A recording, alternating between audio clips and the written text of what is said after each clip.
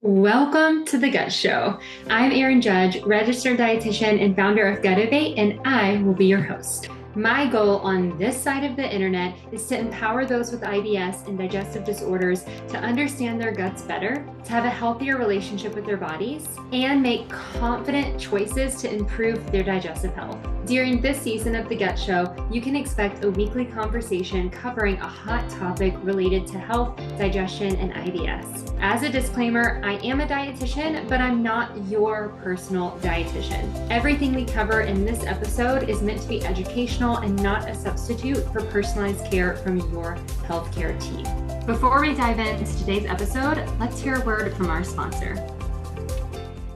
Are you searching for an IBS-friendly protein powder? Well, I've got the scoop. Dive into Better Blends. This is a low FODMAP certified protein powder that's tailored for the digestion troubled. Packed with 20 grams of protein, 7 grams of fiber, 3 grams of MCT oil, prebiotics, and more, Better Blends delivers flavor, nutrition, and gut wellness in every serving. Get yours today at betterblends.com and save 25% off any single order using the code GUTIVATE25. That's GUTIVATE25. Now let's jump into today's episode. Welcome back. Today's episode is going to be about bile.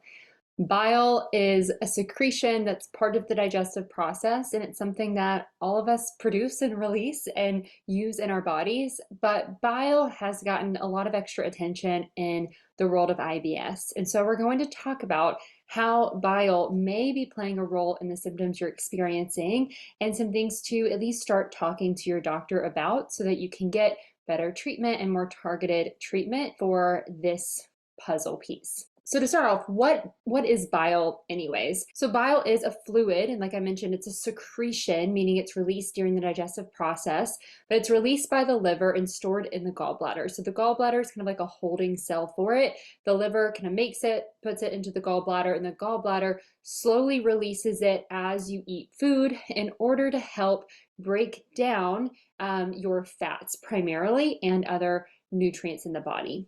Now, in order to release it, the gallbladder has to be activated by cholecystokinin or CCK, which is a hormone, and the hormone secretin helps kind of stimulate the flow into the small intestine. Now, the reason why bile is released into the small intestine is because that's where the majority of absorption actually takes place for the digestive process. So your body breaks down your carbohydrates, your fats, and your proteins into the smallest molecules that it can in the small intestine to absorb those and then use those building blocks for other things, whether that be energy or tissue or whatever is needed, right? And so when it comes to fats, bile is part of that process where it kind of connects to the fat molecules and then breaks them down into the smallest lipid structure to then take it into the body to be used. This is also where we're going to be able to harness those lipids for like fat soluble vitamin and mineral absorption and things like that. So it's meant to happen in the small intestine for a reason.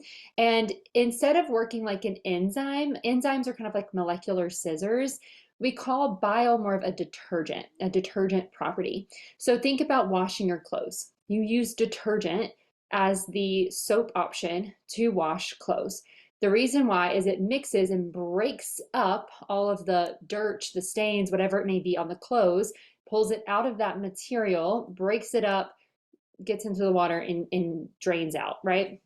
So the same thing is happening with bile. It kind of breaks things up. So it's not like cutting scissors, but it works as a detergent to break these things down. And that's really important when we get to kind of where things can go wrong later, because that mechanism it makes a difference in how it works in different areas than the small intestine, which is where it is intended to work. Bile is made up of mostly cholesterol. It's kind of the number one kind of block of bile. It's also made up of bile acids, which are also called bile salts. These are the things that actually have that detergent property that I talked about, and bilirubin, which is a breakdown product of red blood cells. So they all come together to create bile, and those different components, if bile is not fully reabsorbed, which I'll mention, can then go into the large intestine and make up stool and be part of like your poop that you poop out. Bile also can contain different variations of water, different body salts or electrolytes like potassium and sodium, as well as copper and other metals that are attached to proteins. So it can kind of contain, a variety of things versus being, again, like a single enzyme or something like that. It's more complex than just one specific enzyme or protein or hormone that is produced and then does its own thing. It's more dynamic because there is more that is to it than just even the bile acids that are having that detergent breakdown property, again, which is really important. So like I mentioned, in the small intestine, the bile acids help break down fats into what we call fatty acids, which are the smaller chains that make up the fat molecules, and then these are absorbed in the body. This is also important for our fat-soluble vitamin absorption that I mentioned, including vitamins A, D, E, and K. We need fat present in order to transport and absorb those nutrients. And so this is the process that allows that kind of connection to those vitamins, to the fat molecules in order to have proper absorption. Bile also is present to help eliminate waste from the body. So it's not only there to break down the fats, but it's also playing somewhat of a role in kind of pulling out what doesn't belong in order to eliminate it. Again, kind of think about that dishwasher or the dishwasher with detergent or your laundry with detergent. Think about that process. It works in a very similar way in the body. So once bile has done its job in the small intestine, the majority of your bile acids are actually reabsorbed toward the end of the small intestine, which is called the ileum. Most absorption happens kind of in the duodenum, which is like the first part of the small intestine, but the end of the intestine, the ileum, is where we reabsorb those bile acids that were not used or just have already done their job. And then it's recycled to make more bile and kind of recycled through the body. So we reabsorb them, goes back to the liver, recycled, then creates more bile, goes into the gallbladder, stored, released. So there's like a recycling process. It is normal for about 5% of your bile acids to be excreted from the body through your poop. So that is healthy, that is normal, that's expected. There is going to be a small portion that are not reabsorbed in the small intestine that will kind of form poop. And they help with the color of poop because bile is yellow. And so whenever we mix bile with dead cells and like red blood cells and even fiber, which turns out to be a little bit darker, then that all mixes together and that brown color kind of is due to the yellow of the bile. So it's part of that. So where does this go wrong? Right? What can a malfunction related to bile that can contribute to more symptoms? We have to look at the different stages of bile creation, release, and even its function. So starting with the liver, which is the site of bile formation, the reuptake of bile acids, and the reuptake of what we call urobilinogen. So starting first with the liver. The liver is where bile is created and formed. It's also where the recycling process starts to happen, right? We reuptake those bile acids to form more bile. If the liver is not working properly, then we may not be producing bile properly or reuptaking it properly to recycle it. So that could possibly lead to more bile acids that aren't being reabsorbed properly, but could also lead to poor release and flow of bile. And bile is needed. So our goal with bile is to have enough, right, to help break down the fats without having too much in the wrong places. So we don't want too little, but we also don't want too much. And the liver is going to help make sure we have enough. And so if the liver is experiencing inflammation or damage or sluggishness or issues, whatever it may be, if it's not functioning properly, then we may not be producing enough bile, leading to fat malabsorption and poor fat breakdown, poor absorption of these fat-soluble vitamins, and even just poor digestion overall. After bile is coming out of the liver, it moves through bile ducts, which transport the bile, secrete the ions and water into the bile. So some of those other products that make up bile, they're kind of added and infused in through these bile ducts. If your bile ducts are clogged, something that you may hear often, where they're kind of backed up and they're not flowing properly and healthfully, this can lead to a backup, which can damage these ducts and these tissue, lead to issues with the liver, not let the gallbladder be working properly, and then lead to not enough bile in the small intestine to help do its job. Now, the gallbladder is there to store and concentrate the bile as well as like slowly release it into the small intestine. So, same thing, if the gallbladder is not working properly, we may not be releasing bile properly. Now, a lot of people get their gallbladder removed because gallbladder issues are very common, which is a controversial topic, right? What can we improve through diet changes and through supporting the body overall, reducing inflammation? Like, can we improve gallbladder function before we remove it? I think so. Some experts will say no, but at the end of the day, some people have their gallbladder removed because it is inflamed and it is not functioning properly. When you have your gallbladder removed, you miss the kind of storing of the bile. And so what happens instead is that the liver still makes the bile, it moves through the bile ducts and goes straight into the small intestine. And so there's more of a continuous flow of bile, which means we may have too much, but also not enough at the right time, right? Bile's not going to kind of link up with the foods properly and can cause some issues with fat absorption, which may lead to fat malabsorption, where large amounts of fat are not being broken down properly and you don't feel great. We also may see some other issues if bile is just kind of constantly flowing into the small intestine. So in the small intestine, some interesting things happen, right? Bile has its detergent properties. It helps you break down fats, but there's also some other things that are going to be going on. So there are bacteria that are present in your small intestine. And if you have more bacteria, more of this is going to happen, but you should have some, right? Bacteria are going to line your entire GI tract, even though the majority of those microbes are going to live in the colon. But those who are in the small intestine, or if, let's say, bile is making its way to the colon where your microbiome is, then those bacteria can actually form what we call secondary bile acids from those primary bile acids. Now, these secondary bile acids can have a similar detergent property. And remember, I mentioned detergent, right, breaks things down, helps kind of pull it apart and break down. When this is happening in like too much, even in the small intestine a little bit, but especially in the large intestine, where the environment of the large intestine is not actually set up for large amounts of bile acids.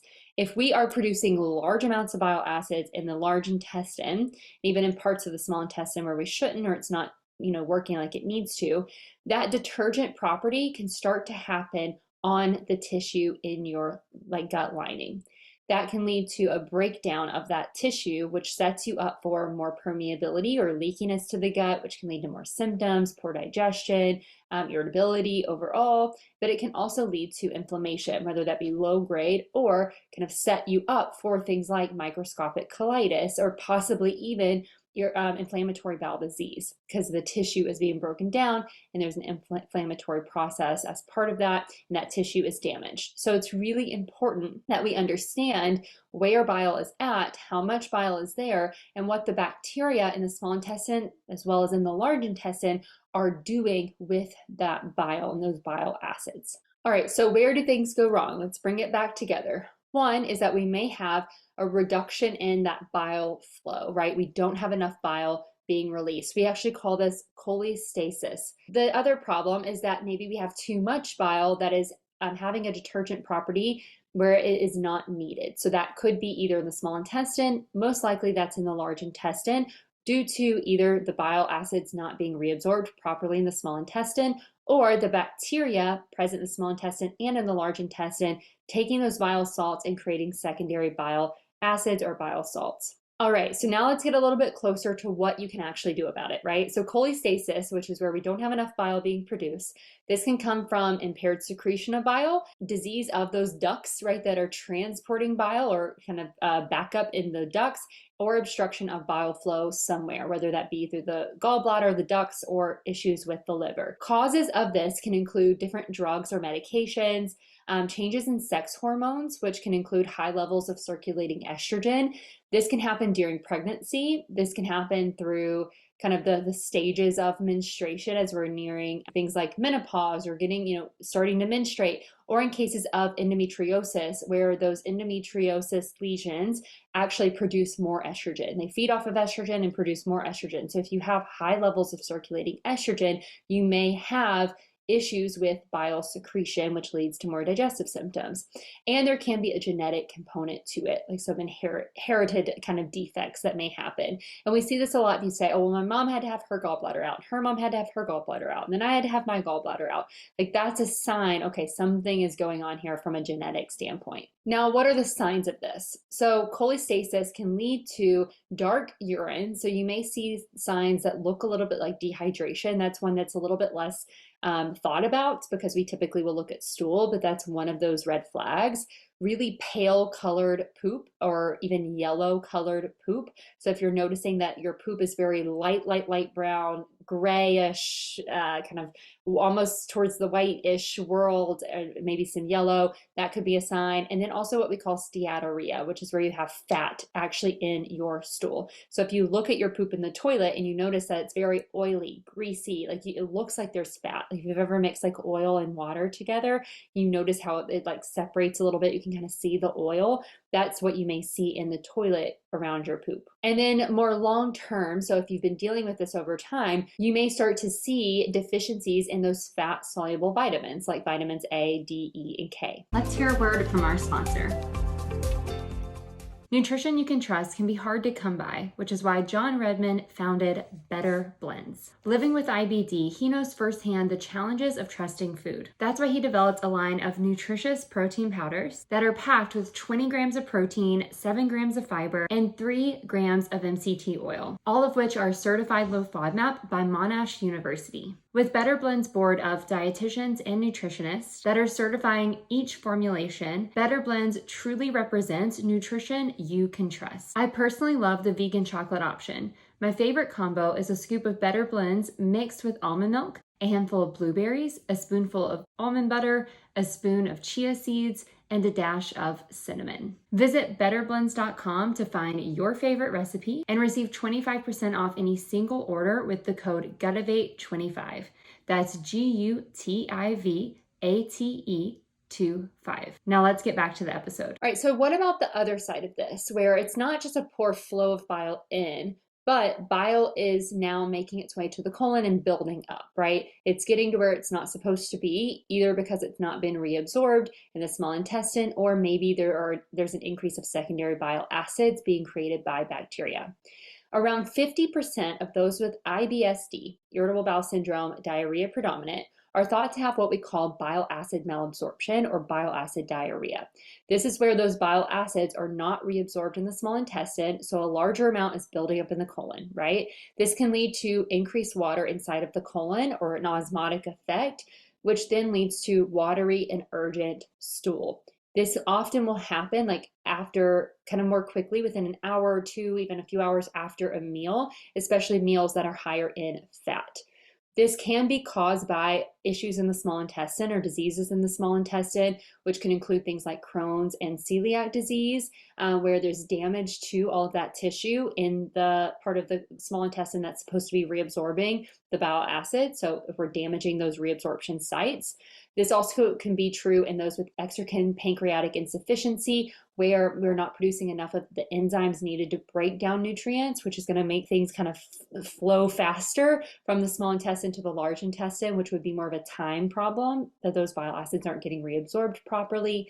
But it can also be present without any of these diseases present, maybe due to hypermotility, right? Things are just moving fast overall, which can be related to stress or so many different things, hypersensitivity. And so it's important to understand, okay, what are the signs of this? What's the testing that I can do for it? And then what could be contributing? And is there anything I can look for? So in the what could be contributing world, we know if you're dealing with this, you could screen for celiac disease and inflammatory bowel disease to see if that's something to look at. Also looking at motility patterns and treating yourself as if you have IBS-D and diarrhea. And if we can reduce some of that hypermotility, then we may see an improvement in this as well. So now how do you actually test for it, right? How do you know that you have it? If you do not live in the United States, there's a really amazing test called the CHCAT, SEHCHAT. This is 75 selenium hypocholic acid taurine. That's what it stands for. This is used outside of the US and is actually really great at diagnosing it with confidence. And so this is highly used, but not available in the US. If you do live in the US, we often use a fecal bile acid test. So looking at your poop and looking for bile acids in your poop. This is not 100% accurate. And so this is one that some providers won't even do. They'll just move straight to trialing the treatment, which is a bile acid sequestrant. So they'll trial that medication. And if you improve with that medication, then they will say, okay, you have bile acid diarrhea. I don't love that as someone who's lived with gut issues myself and have dealt with that confusion and even as a practitioner. But the reason why doctors will go there is because it is hard to get a stool test. You have to collect your poop at home and bring it in within a certain period of time and get it tested. And the stool test itself, looking for the bile acids, isn't the best test available. And so it's not always accurate or really that helpful. So many doctors can take your history, look for red flags, and trial the medication and with confidence be able to say, okay, you probably have this, right? So what are those signs then? What are those red flags?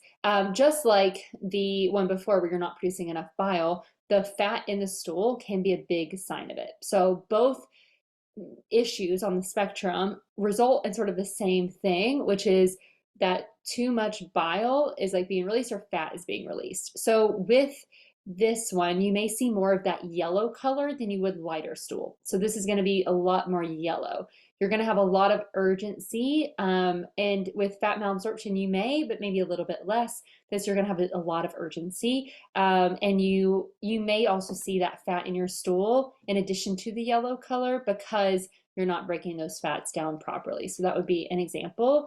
You may see again, deficiencies in fat soluble vitamins. So again, a lot of the symptoms are going to look a lot alike. And so you have to really be mindful about what you're telling your doctor about so that they can help try to put those pieces together, again, based on your history as well. One thing that you could do, which I know is a little bit uncomfortable for some people to do, but take a picture of your poop. If you're noticing something really weird and it's happening over time, snap a picture whenever you see, a picture of what it is looking like most often, so you can show your doctor and they can help maybe look for signs of like, okay, does it look like there's more bile here? Or does it look like maybe it's just more fat malabsorption, like what's going on, to then be able to decide what testing that they're going to do next. Now, with all this in mind, what happens if you've had your gallbladder removed, right? We've talked about it a little bit, but if you have had your gallbladder removed, bile is going to be produced by your liver and still flow right into the small intestine. So this may lead to bile acid malabsorption or just the buildup of bile due to that free release. Sometimes this is going to be diagnosed as IBS-D when it may actually be related to the gallbladder removal. And so that's something that you would want to bring up in terms, like in your conversation with your doctor, or even look at your own history of like, if your IBS symptoms started after you had your gallbladder removed, it might be related to that. And some providers, and it's so unfortunate, I've seen this way too often, but whenever they do a gallbladder removal, they may tell you, like, just eat normally, like you're fine, you don't have to do anything, you should feel better. There are actual diet recommendations and some kind of guidelines we may follow to help you feel your best and how to adjust your diet in order to account for this kind of free-flowing bile that can help you prevent some of these symptoms. So think about that as well. If you didn't have a lot of guidance after that gallbladder removal, it may not be IBS, and you may not benefit from going full IBS strategies like a low FODMAP diet. You may benefit more from going back to square one and looking at, okay, what was I supposed to do after my gallbladder removal? In these cases, some doctors will also treat this as bile acid diarrhea, where they would recommend a bile acid sequestrant, which kind of binds up that bile so that it's not wreaking havoc or causing as many issues. So that may be something that's recommended. So everything I've mentioned so far has been pretty well understood, and there's a lot of science behind it. There's a lot of research behind it. There's a lot of understanding in terms of treatment and diagnosis. There's another area of interest when it comes to bile acids outside of bile acid diarrhea that's been a growing interest in the science world, and research has been kind of on the cusp of. So thinking kind of ahead of, okay, maybe there's more to this picture than what we've known so far. And it's related to the secondary bile acids due to gut microbiota fermentation or kind of the byproducts of that metabolism. So what's happening here? So your gut bacteria, and they found that primarily the genus Clostridium, so the Clostridium group here, converts those primary bile acids produced by the liver to secondary bile acids. So these secondary bile acids, beyond being bile acids themselves, right, and that detergent property they may have, they may also be further modified. And one part of that is what we call sulfation. So sulfation can actually inactivate or stop the colonic secretion due to these bile acids. So what that means is it kind of halts movement and function in the colon. This means that this could be associated with constipation and slowed motility. So we've often thought about bile and IBS playing a role more on the diarrhea side, but this could link possibly to a constipation side. Now, there's some other evidence, again, very small levels of evidence right now, but looking at inflammatory bowel disease, showing that sulfation may play a role with barrier dysfunction or the permeability of the gut, inflammation, and even the risk of cancer in the colon. So not only are bile acids kind of used by microbes to then, produce secondary bile acids, but they also can shape your gut microbiota both directly and indirectly, so they can modulate the gut environment. This leads to a really interesting and complex relationship between gut microbes and bile acids, which is really fueling research in this relationship so that we can better understand, different conditions and how they relate, like SIBO and the overgrowth of certain bacteria that we see in a lot of IBS cases, or even the presence of dysbiosis with IBS. This may be part of that bigger picture to understand what may be going on for more targeted treatments. So outside of that relationship with the microbes, bile acids also have what we call a prosecretory effect, which means that they can impact movement of the gut. They can also affect gut sensitivity, which can play a role in pain, especially pain with IBS. So where does research land when it comes to actual people, right? Beyond the theories and some of these little connections, what does this look like in humans?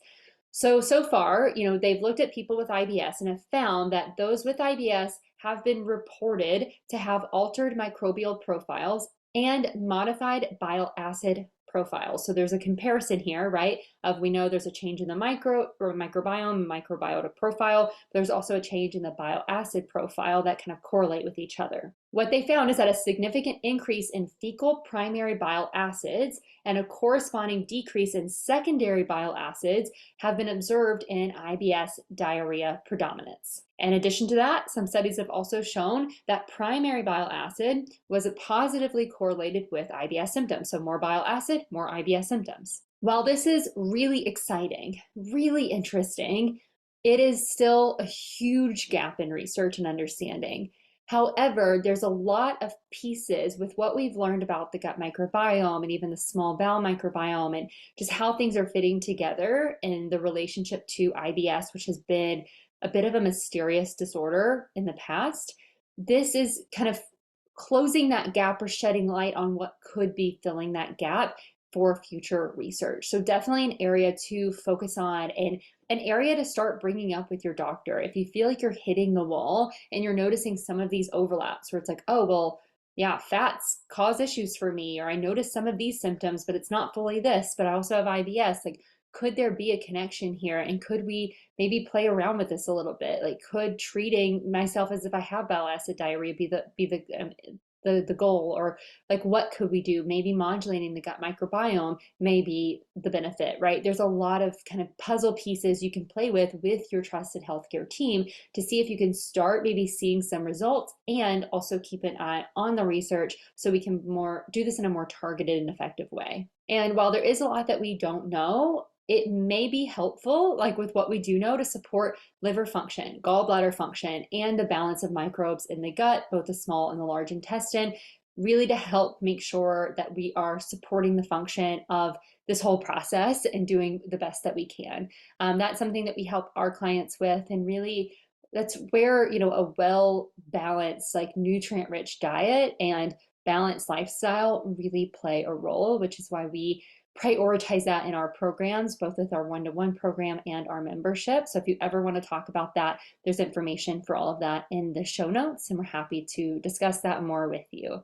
I do hope that you found this episode interesting. I know this one was a bit of a harder topic because there is so many unknowns, and I'm not a bile acid researcher. I'm also not a doctor. I'm a dietitian. And so this isn't something that I really learned a lot about in school. It's something I've had to learn about in practice and just working with clients and keeping up with the research. So I hope that this sparked some just interesting thoughts for you. And if you have those, I'd love to hear them. You can share them in our Facebook community. You can share them on Instagram and tag me. Again, show notes has all that information for you. And if you found this interesting, share this episode, give us a review. That always helps other people reach us. Next week, we are going to shift a little bit to a less complex topic, but also one of those that's kind of out of the box and so interesting when it comes to IBS and IBD treatment, and that's going to be about building resilience. So I'll meet you back here next week, and I hope you enjoyed the episode. Are you struggling with frustrating GI symptoms, gut issues, or maybe even IBS, and you really need support and guidance from a well-trained, qualified professional? If that is you, the Gutivate team of dietitians may be exactly what you are looking for. We personalize every plan for our clients based on their assessment, their medical history, and what actually is working or not working in their body. We do this through close follow-ups every 2 to 3 weeks, all virtual. We also do weekly check-ins on every single client, and we are available for our clients through email and messaging support throughout the week and their entire program. Imagine this to be that hand-in-hand care that helps you reach your goals more efficiently, but also with more confidence and knowledge that you can use throughout the rest of your life. If that is what you are looking for, you can start with a consult call where we can talk a bit more about your history, what you're looking for, what you need, and if we can help. You can find the link to schedule a consult call in the show notes if you are interested. We can't wait to talk to you, and we hope to work with you to help you reach your goals.